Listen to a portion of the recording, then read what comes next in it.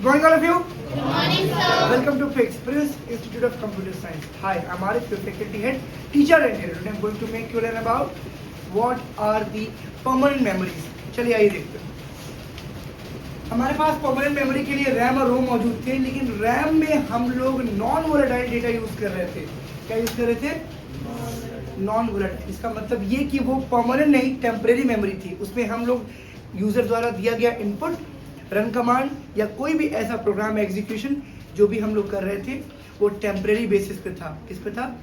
यानी यूजर ने कोई कमांड दिया, कोई इनपुट दिया, वो फाइल सेव नहीं हुई, अभी टाइप हो रही है, प्रोसेस में है, अभी उस पर काम चल रहा है, तो उसका मतलब क्या? टेम्परेरी. क्या टेम्परेरी का मतलब बस इतना सा होता है कि जैसे ही लाइट जाती है या सडनली पावर कट होता है, सिस्टम बिना सेव हुए अगर ऑफ हो जाता है तो आपका डेटा लॉस्ट हो जाता है. डेटा क्या होता है? ठीक है. उसके लिए भी अभी जो हम लोग एस रैम यानी स्टैटिक रैंडम एक्सेस मेमोरी नाम की मेमोरी यूज कर रहे हैं, एस रैम में लाइट जाने के भीतर 7 मिनटों के भीतर अगर लाइट वापस आती है, रीपावर रीजनरेट होता है, तो आपकी जो मेमोरी होती है वो डेटा को स्टोर करने में सक्षम होती है. ठीक है. कोई दिक्कत आ रहा है किसी को? नहीं. इसके आगे देखने वाले हम लोग रोम की बात कर रहे हैं. नाम में ही काम छिपा हुआ, रीड ओनली मेमोरी, यानी कि आपके इंस्ट्रक्शंस आप दे नहीं रहे हो, पहले से प्री डिफाइंड है, पहले से क्या है, पहले से ही डाल दिए गए बना करके. तो यूजर क्या करेगा? उसके अकॉर्डिंग एक्ट करेगा. एग्जांपल, कंट्रोल ए क्या होता है Pradeep? Select all. Control B से क्या होता है? कंट्रोल ए से क्या होता है? दोबारा पूछ रहा हूँ. हाँ, सेलेक्ट ऑल. इसका मतलब ये हो गया कि अगर हम कोई शॉर्टकट बार बार दबा रहे हैं तो हमें उसको याद करना पड़ता है, प्रैक्टिस करनी पड़ती है. कंट्रोल ए, कंट्रोल ए, कंट्रोल ए. ठीक. चलिए, रैंडमली आप कोई भी बटन दबा देते हैं. कंट्रोल क्यू, उससे कुछ पता है आपको? उसका इस्तेमाल किया आपने? शायद नहीं किया होगा. हर एक का शॉर्टकट का मतलब होता है.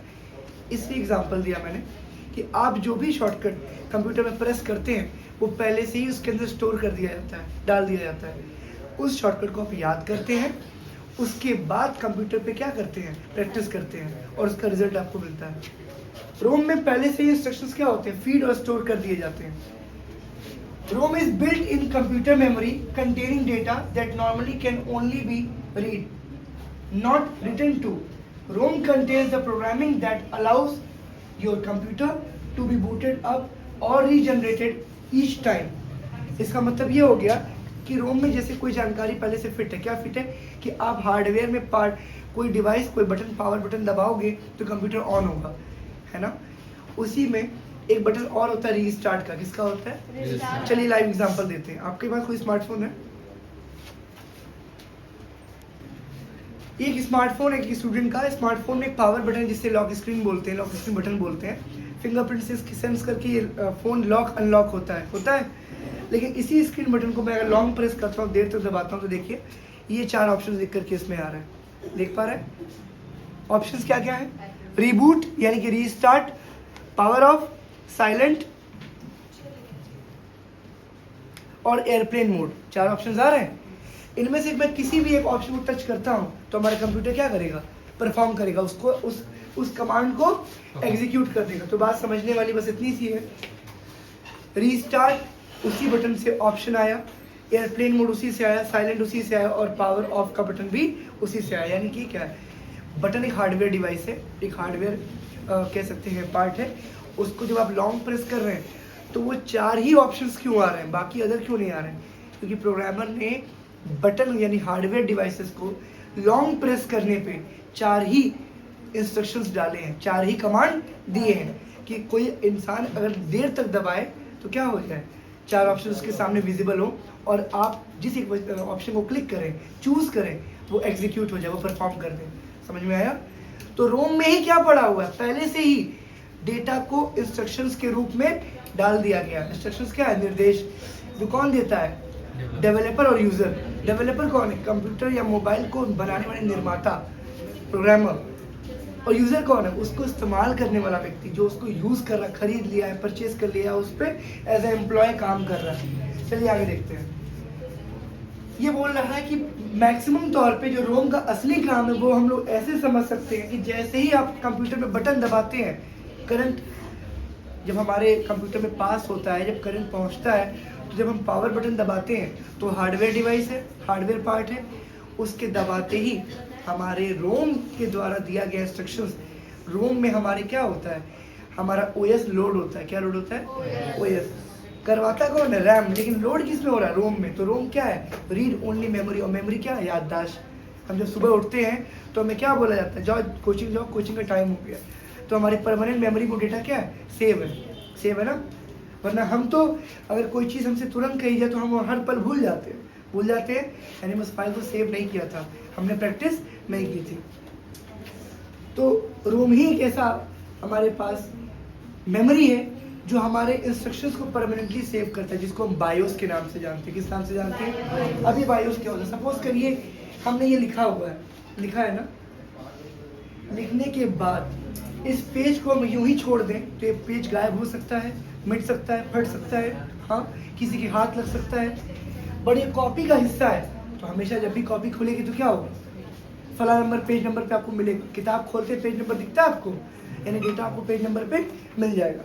लेकिन कॉपी पे जब पन्ने फटे हुए होते हैं तो क्या होता है? अनऑर्डर्ड। क्या होते हैं? अस्त व्यस्त हालत में होते हैं, कहीं पे भी आप मिस कर सकते हैं। तो आपका कंप्यूटर जब डेटा टाइप करता है तो रैम उस पर रैंडम एक्सेस कर रहा होता है। जब आप डेटा को सेव कर देते हैं परमानेंटली तो डेटा क्या होता है? सेकेंडरी स्टोरेज में सेव हो जाता है। ठीक है, अब ऐसी चीज जो आप सेव नहीं कर रहे हैं, कंप्यूटर का डेवलपर सेव कर रहा है, वो है रोम। क्या है? रोम में मैंने कहा ना, shortcuts, computer on off, reboot, ये सारे जो कमांड, जो सारे इंस्ट्रक्शंस हैं, इसको कंप्यूटर का डेवलपर, इन्वेंटर, उसका आविष्कारक उसमें क्या करता है? पहले से फीड करता है। क्या करता है? एग्जाम्पल, आप स्कूल में पढ़ करके यहाँ तक पहुँचे हैं, नर्सरी में, प्लेवे में, किंडरगार्टन में, अरे केजी में, हाँ, एलकेजी, यूकेजी, लोअर किंडरगार्टन, अपर किंडरगार्टन, उसमें पढ़ करके यहाँ तक पहुँचे हैं। अल्फ़ाबेट्स का ज्ञान है आपको, स्वर और व्यंजन का ज्ञान है आपको, शब्दों का ज्ञान है, निर्माण है आपको। कैसे जानते हैं आप ये सारी चीज़ें? क्योंकि आपके इन्वेंटर ने, आपके डेवलपर ने आपका मेंटल स्टेट डेवलप किया, मानसिक स्तर क्या किया? डेवलप किया। उसने सिखाया कि घ और र को मिलाओगे तो घर बन जाएगा, सर नो, कंबाइन करना, ज्वाइनिंग करना। तो इसका मतलब वो डेवलपर है आपकी। कौन है वो? और इसको सीख करके आप कंपनी में जॉब कर रहे हैं, आईएएस की जॉब कर रहे हैं, तो कंपनी के साथ साथ पब्लिक आपका क्या करे? यूज कर रही है। पब्लिक क्या है? यूजर आपकी क्या है? कैसा है कि यहाँ पे बदमाशी ज़्यादा हो रही है, दरोगा नियुक्त करो। क्या नियुक्त करो? दरोगा। एसपी नियुक्त करो, डीएम नियुक्त करो, हो रहा है। तो पब्लिक की डिमांड पे, on demand of the public, क्या हो रहा है? संस्था, जो आपकी पुलिस विभाग है, जो डिपार्टमेंट है, वो क्या करता है? वो एक ऑफिसर अपॉइंट करता है कि नहीं करता है? तो अपॉइंटमेंट क्या है? यूजर की नीड पे है। किस पे है? तुम रेस्टोरेंट में बैठते हो, वेटर से क्या डिजायर करते हो? कॉफी, चाय, या जो भी तुम फूड ऑर्डर करते हो। तो तुम कौन हो? यूजर हो। कौन हो? और डेवलपर कौन है? जिसने उस कॉफी शॉप को बनाया, जिसने कॉफी शॉप के अंदर जो कोर्ट्स, जो खाने पीने के कोर्टयार्ड्स, वो बनाया। समझ गए मेरी बात? कोई दिक्कत आ रहा किसी को? नहीं। तो जब भी सपोज यही प्रोग्राम है, ये मैंने नोट्स प्रिंट किए, इस नोट्स को जब मैंने टाइप किया था तो मैं एज अ डेवलपर था। कौन था? इस नोट को आप यूज करके, पढ़ करके एग्जाम में पास होंगे, तो आप कौन है? यूजर। कौन है? इसमें आप बदलाव नहीं कर सकते, लेकिन मैं कर सकता हूँ। ये सब नो। चलिए आगे। ROM is store a special type of firmware software known as BIOS, basic input output system. इसका मतलब मैं सरल शब्दों में समझाऊं, बायोस का काम क्या होता है? हार्डवेयर और यूजर के बीच में एक ऐसा सॉफ्टवेयर जो किसी यूजर के दिए हुए कमांड के अकॉर्डिंग हार्डवेयर डिवाइसेस को फंक्शनल बना दे। क्या बना दे? एग्जाम्पल, टीवी का रिमोट, यूजर है, फिजिकल आदमी है, आता है, रिमोट दबाता है, और रिमोट में से जो भी वायरलेस सिग्नल निकलते हैं, वो सिग्नल्स आपके टीवी, आपके एसी, आपके पंखे में जा करके फर्मवेयर सॉफ्टवेयर, जिसको आप बायोस कहते हैं, उसमें इनपुट होते हैं। उसके बाद आपकी मशीन क्या होती है? ऑपरेशनल। क्या हो जाती है? ऑपरेशनल मतलब चलने लायक, योग्य हो जाती है। कोई दिक्कत आ रहा है किसी को? नहीं। तो बायोस आप समझ गए ना? ये एक ऐसा सिस्टम सॉफ्टवेयर, एक ऐसा कह सकते हैं फर्मवेयर सॉफ्टवेयर है जो यूजर और हार्डवेयर के बीच में एज अ सॉफ्टवेयर काम करता है। क्या करता है? और हार्डवेयर और सॉफ्टवेयर के बीच में जो सॉफ्टवेयर है उसका नाम कर्नल और शेल। क्या है? जी, ये ऐसे सॉफ्टवेयर होते हैं जो हार्डवेयर को काम करने लायक बनाते हैं, to make the machine operational. To make the machine operational. समझाता हूँ कैसे। अभी इस समय पे कार आ गई पेट्रोल और बैटरी पे, इस पे आ गई है, हाँ, उसको बोलते हैं हाइब्रिड इंजन। क्या बोलते हैं? नहीं, कई सारे इंजन बैटरी पे भी अब आ गई है। साइकिल देखी तुमने? उसमें बैटरी आ चुकी है। हाइब्रिड है वो, क्या है? जिसमें दो तकनीकों का इस्तेमाल एक ही चीज के लिए किया जाए उसको हाइब्रिड बोलते हैं। क्या बोलते हैं? हाँ, वो भी हाइब्रिड है बाबू, वो भी हाइब्रिड है। मैंने एग्जांपल बैटरी का इसलिए दिया कि सीएनजी में तुम क्या करते हो, फ्यूल स्टेशन में जाकर के रिफिल करते हो, बट हाइब्रिड में बैटरी क्या करते हो, घर पे चार्ज कर दिए। घर पे क्या करते हो, चार्ज कर देते हो। तो तुम घर पे चार्ज कर रहे हो, वो एक अलग टेक्नोलॉजी हो गई, वो बर्न नहीं हो रहा है, वो पावर दे रहा है, इलेक्ट्रिसिटी पैदा कर रहा है। तो वहाँ पे हो क्या रहा है, आपकी गाड़ी पेट्रोल से भी चल रही है और बिजली से भी चल रही है। पेट्रोल ना हुआ तो बिजली से चलेगी, बिजली ना हुई तो पेट्रोल से। आया समझ में? चलिए, बायोस भी कुछ ऐसा ही है, बेसिक इनपुट आउटपुट सिस्टम है। और यहाँ पे आपके कुछ टाइप्स हैं रोम के। पहला है पी रोम, दूसरा है ईपी रोम, तीसरा है EEPROM. Programmable read only memory, erasable programmable read only memory, electrically erasable programmable read only memory. अब समझाता हूँ। पी रोम बिल्कुल वैसा है जैसे आपने कोई पेन यूज़ की, 3 रुपीज़ 4 रुपीज़ की गोल्डेस डेल्टा एक पेन आती है, आपने यूज़ किया और उसकी रिफिल ख़त्म हो गई, आप उसको रिफिल नहीं कर सकते। उसकी इंक जब ख़त्म होगी तो अब रिफिल नहीं कर। रिफिल का मतलब क्या होता है, रीफिल, दोबारा से फिल किया जाए, भर सके, बट रिफिल तो उसमें लगी नहीं पाएगी। यानी क्या है, कोड और कमांड्स एक ही बार में स्टोर कर दिए गए हैं, किसमें, हमारे रोम में। और वो रोम कौन सा है, पी रोम है। पी का मतलब प्रोग्रामेबल, जिसको प्रोग्राम करने योग्य बनाया गया हो। जब एक बार प्रोग्राम कर दिया तो उसमें बदलाव पॉसिबल नहीं है। आपको उसी कंप्यूटर पे काम करना है, चाहे वो लैग कर रहा हो, हैंग कर रहा हो, चाहे वो परेशानी दे रहा हो। अगला, erasable programmable read only memory, यानी जो भी इसके अंदर इनपुट पड़ा है, जो भी डेटा हमने स्टोर किया है, उसको हम इरेज कर सकते हैं। मैं समझाता हूँ कैसे। पुराने ज़माने में सीडी आती थी, डीवीडी या सीडी, तो कोई मूवी कोई सॉन्ग उसमें पड़ा हुआ है, अब जो पड़ा है वही डीवीडी में लगा के बार बार आप देखेंगे, सुनेंगे, आप बोर हो रहे हैं। और अब नई सीडी भी आपको खरीदनी पड़ रही है हर बार। सीडी का क्या डिब्बा इकट्ठा होता जा रहा है। बाद में क्या हुआ, डीवीडी आ गया, आरडब्ल्यू क्या होता है, रीड एंड राइट, क्या आ गया, ये क्या है, एक ऐसी डिजिटल वर्सेटाइल डिस्क, एक ऐसी सीडी जिसमें कोई मूवी है, लेकर के हमारा मूवी देख लिए, उसके बाद उसको हमने डिलीट कर दिया और एक नई मूवी उसी में भर के ले आए। तो सीडी का जो इकट्ठा स्टोर है वो कम हुआ कि नहीं हुआ? एक ही सीडी में कई सारे काम ले रहे हैं, बोलिए, बिल्कुल पेन ड्राइव जैसा हुआ कि नहीं हुआ, मोबाइल की व्हाट्सएप जैसा हुआ कि नहीं हुआ? तो इसका मतलब क्या हो गया, इसका मतलब ये हो गया कि हम उसको अपने नीड के अकॉर्डिंग इरेज कर सकते हैं। क्या कर सकते हैं?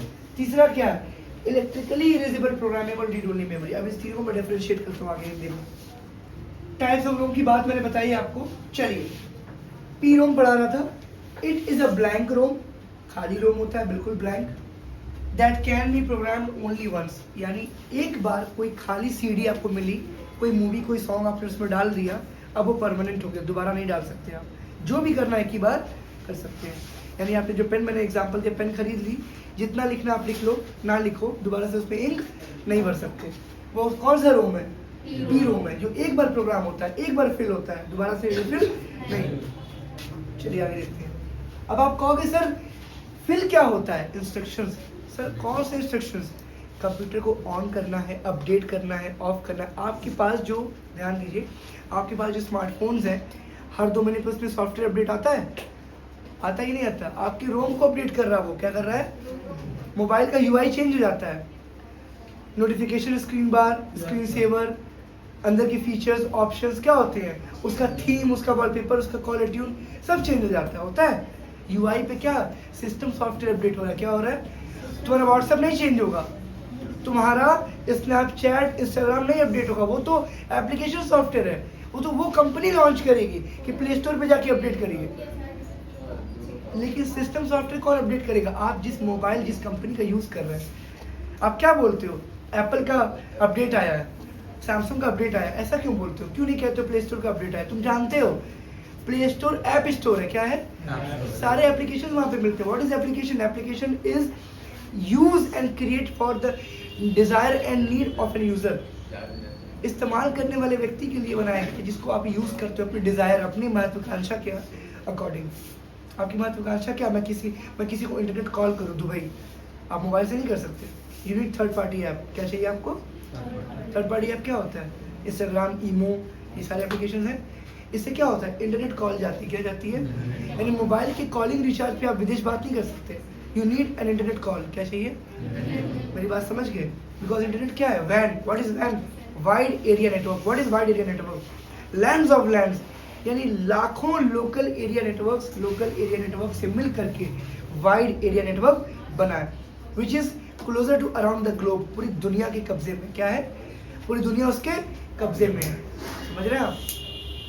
कोई मकड़ी का जाल देख के ये बता सकता है कि मकड़ी ने कहाँ से, किस किनारे से जाल बुनना शुरू किया था? मैम आपको क्लास में स्टार दी होंगी, स्टार देने के बाद देख के आप बता देंगे स्टार बनाना कहाँ शुरू हुआ था? बुलबुलैया जैसा है ना, सब एक जैसे होते हैं, सब सारे किनारे क्या होते हैं? एक जैसे होते हैं, उसी को स्टार बोलते हैं हम लोग। इसका मतलब ये हो गया कि हमारे पास अगर जो पी रोम है, तो जो भी यूजर, जो डेवलपर एक बार उसने जो बना दिया, अपडेट नहीं आता, इसलिए पुराना कहलाता है। क्या कहलाता है? और मोबाइल कंपनियां क्यों सॉफ्टवेयर अपडेट करती है? सबको पता है कि मोबाइल कोई हर साल बदलेगा नहीं, तो इसलिए वो क्या करते हैं? फ़ोन में सॉफ्टवेयर अपडेट भेजते हैं ऑनलाइन। लेकिन एक प्रॉब्लम भी है, आपका जब फ़ोन अपडेट होगा, आपकी मोबाइल की स्टोरेज क्या होगी? बढ़ती जाएगी, फुल होती जाएगी। और जब मोबाइल का स्टोरेज फुल हो जाएगा, तो मोबाइल कंपनियों ने मेमोरी कार्ड स्लॉट हटा दिया है। मेमोरी कार्ड स्लॉट हटा दिया, यानी एक्सटर्नल मेमोरी आप ऐड नहीं करते हो। हार के आप मोबाइल क्या करेंगे? चेंज करेंगे। चलिए आगे देखते हैं, क्योंकि जब स्टोरेज फुल हो जाएगा तो रैम क्या करेगा? रैम पे लोड प्रेशर पड़ेगा और वो काम नहीं कर पाएगा। ठीक है, अगला देखते हैं। देखिए लिखा भी है, once written the data can not be change. एक बार डेटा इसमें इनपुट कर दिया, वो चेंज नहीं हो सकता। ईपीरोम क्या पढ़ेंगे बच्चों? ईपीरोम क्या होता है? Erasable programmable read only memory. मैं एक एग्जांपल देना चाहता हूँ, तो आदर्श मेरे सपोर्ट के लिए यहाँ पे है। मैं एग्जांपल दूंगा आपको कि पी रोम क्या होता है। देखिए प्रोग्रामेबल रोम, थोड़ा सा पीछे आ जाकर, ये देखिए यहाँ पे ऐसे लिया, मैं यहाँ पे कुछ भी लिख दे रहा हूँ, सपोज करिए प्रिंस, क्या लिख रहा हूँ? पहले प्रिंस यहाँ पे लिख दिया,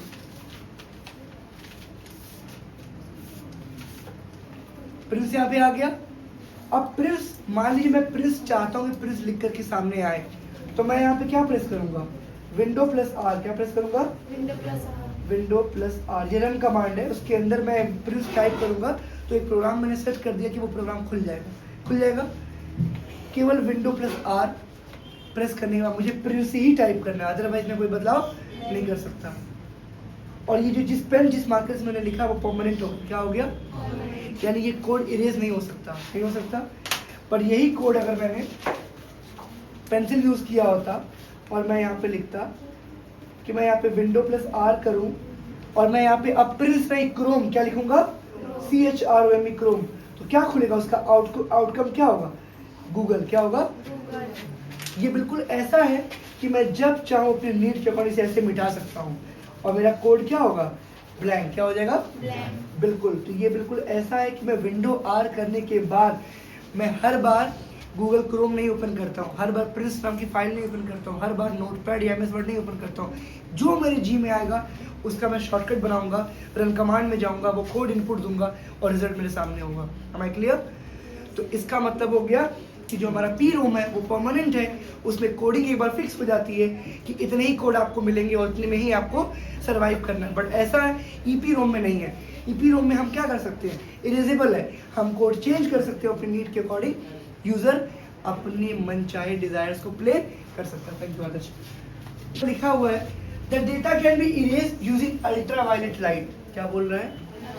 यूवी रेस से हमारी बॉडी खराब होती, गर्मी धूप बहुत ज्यादा, मई जून का महीना आ गया, जून में आप एंटर कर चुके हैं और अनुमान इस बार थोड़ा सा अलग है ना, कि हम लोगों का अनुमान था कि इस बार जो मानसून था वो पहले आएगा, बट ठीक है अभी हम लोग हालातों से बिगड़ रहे। चेहरे पे गर्मी आप देख पा रहे होंगे, हम चेन्नई में नहीं गोरखपुर में, but you know we feel like so hot weather. इस मंथ में गर्मी क्यों खतरनाक है?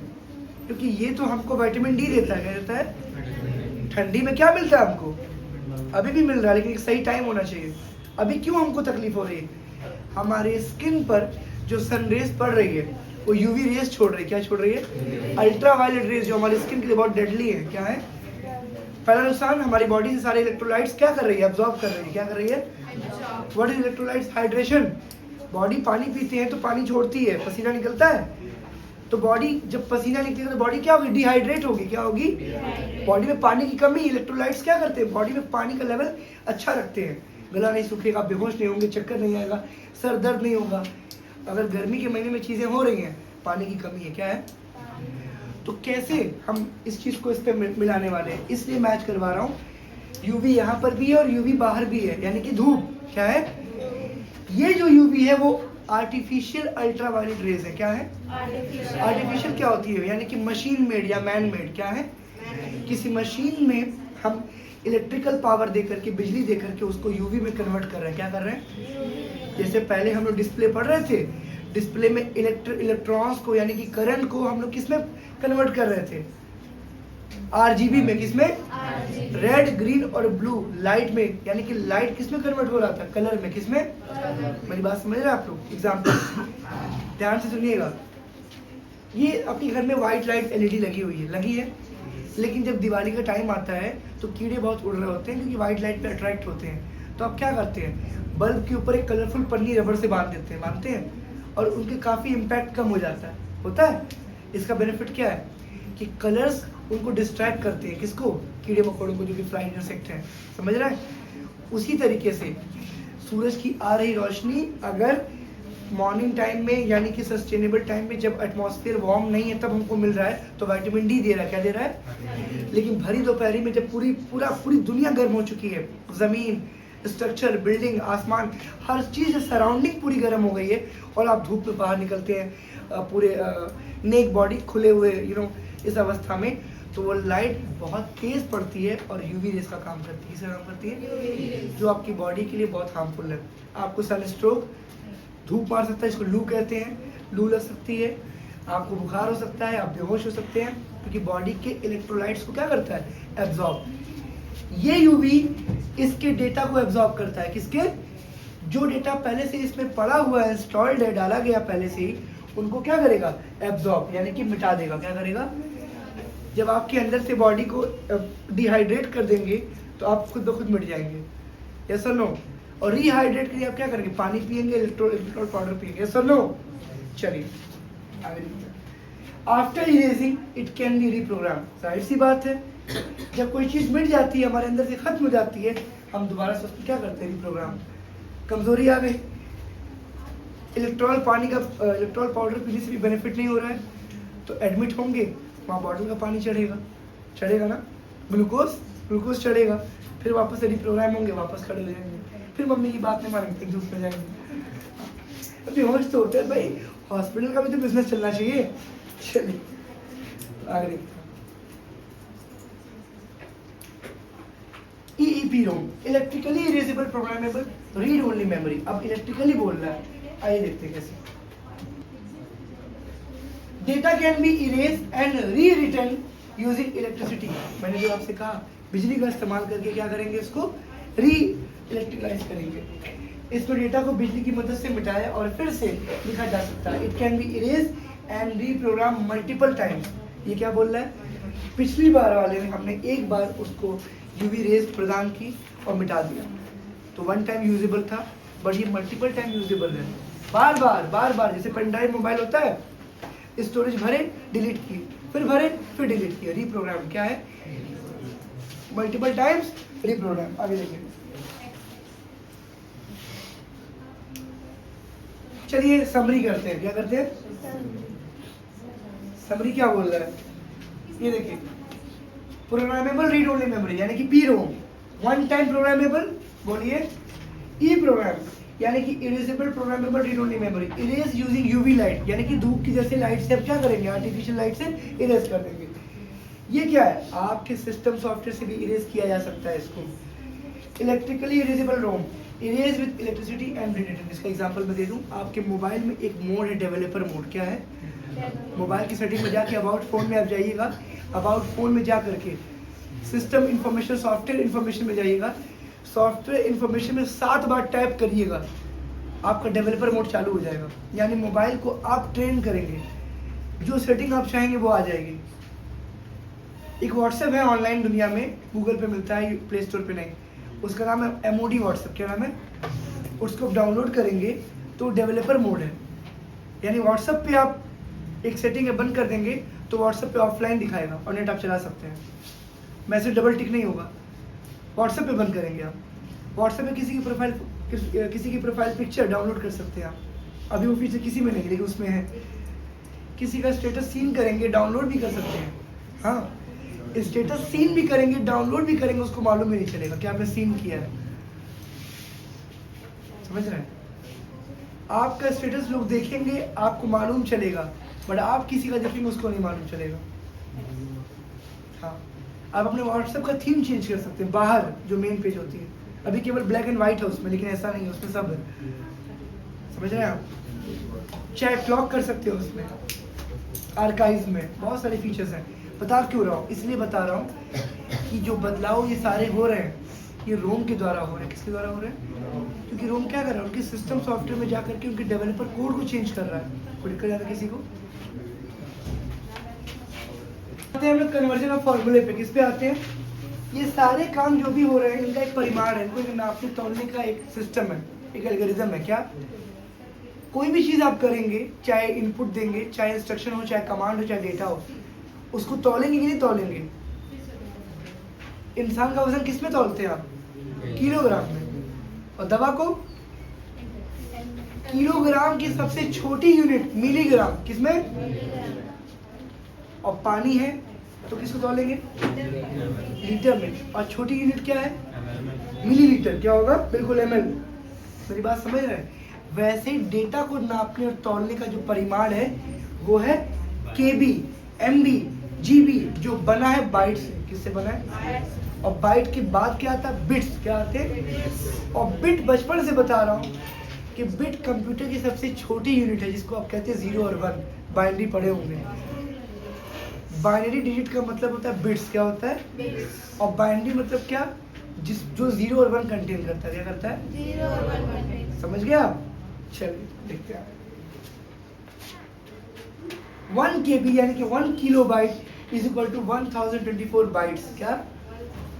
1 megabyte is equal to 1024 kilobyte. 1 gigabyte is equal to 1024 megabyte. 1 terabyte is equal to 1024 gigabyte. अब इसके नीचे देखते हैं। अभी आपको बोरिंग सा लग रहा होगा कि क्या है, हमें कौन सा ये याद करना है। बिल्कुल याद नहीं करना, बस देख के आपको समझना है। ये कहीं दिखेगा तो आप समझ जाएंगे ये क्या हो रहा है। आ रहा है? लेकिन आज मैं आपके लिए कुछ बदलाव लेके आया हूँ। कन्वर्जन। अब आप थोड़ा मैथमेटिकल पोर्शन भी लेके चलेंगे।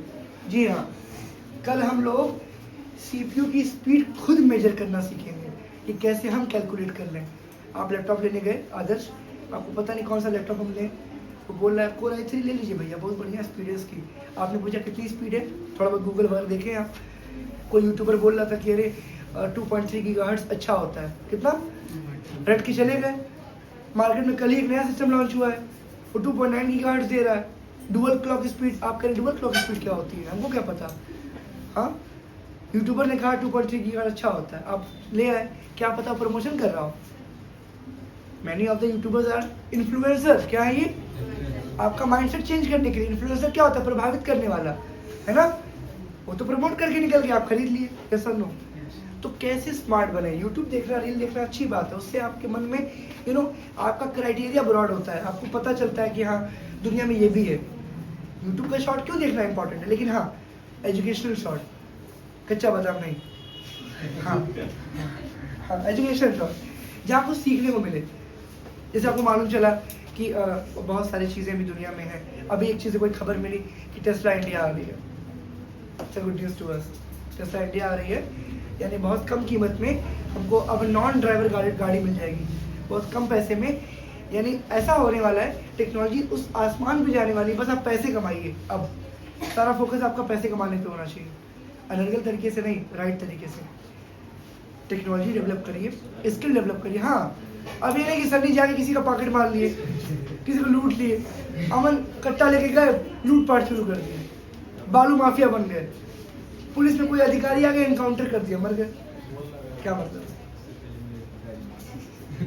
हाँ, पिताजी कह रहे, पिताजी हमारे, हाँ लगता है शहरी कप्तान के बारे में आप नहीं जान रहे। चलिए जान जाएंगे, अनभिज्ञ है बेचारे, अनजान है।